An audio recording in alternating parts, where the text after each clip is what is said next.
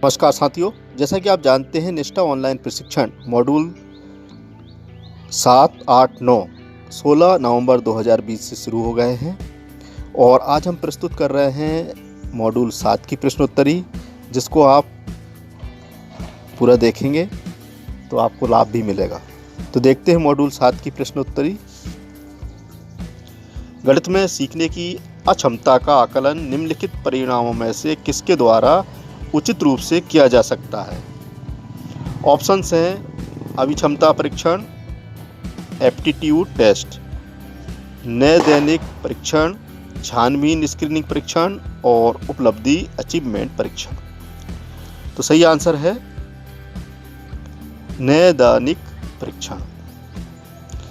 अगला प्रश्न है, एक शिक्षक कक्षा के कार्य को एकत्रित कर पढ़ती है, फिर छात्रों की जरूरतों को पूरा करने के लिए अगले पाठ की योजना बनाते हुए समायोजित करती है।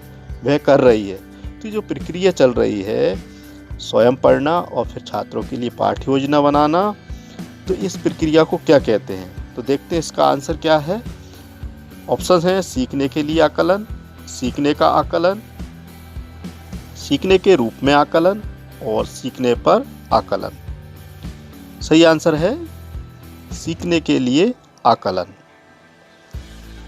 अगला प्रश्न, सतत और व्यापक आकलन आवश्यक है शिक्षण के साथ परीक्षणों को सुधारने यानी फाइन ट्यूनिंग के लिए।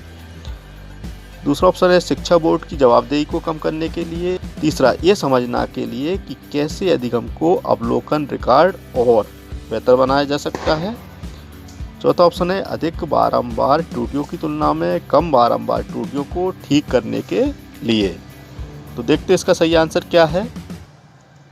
सतत और व्यापक आकलन का आवश्यक है ये समझना के लिए कि कैसे अधिगम को अवलोकन, रिकॉर्ड और बेहतर बनाया जा सकता है।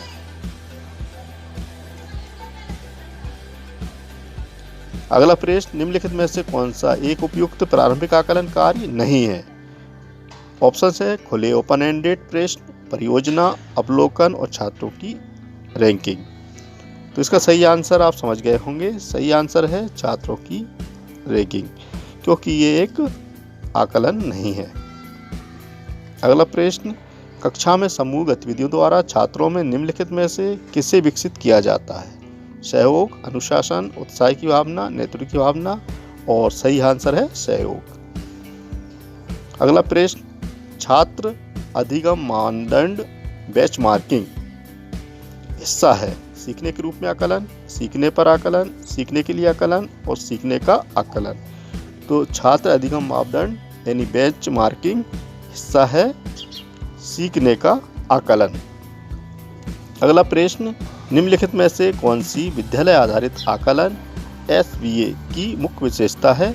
ऑप्शन है शिक्षक केंद्रित गतिविधि, दूसरा सामग्री आधारित गतिविधि, तीसरा प्रशिक्षण यानी ड्रिल आधारित गतिविधि और चौथा योग्यता आधारित गतिविधि। तो इसका सही आंसर हो जाएगा योग्यता आधारित गतिविधि। इसके बाद अगला है आकलन का उद्देश्य।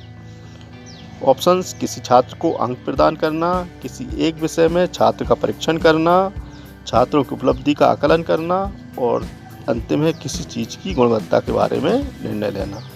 तो आकलन का उद्देश्य है किसी चीज़ की गुणवत्ता के बारे में निर्णय लेना।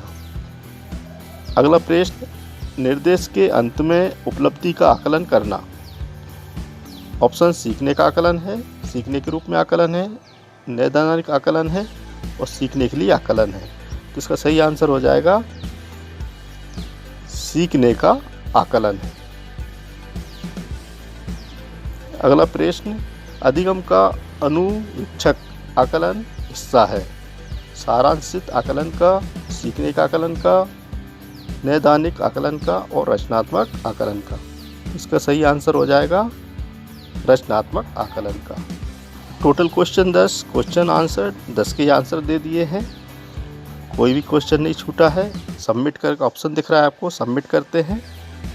सबमिट करने पर योर स्कोर इज 10/10। तो 10 में से 10 अंक प्राप्त हुए। धन्यवाद दोस्तों, बेस्ट ऑफ लक। अगले वीडियो के लिए आप हमारे चैनल पर बने रहिए।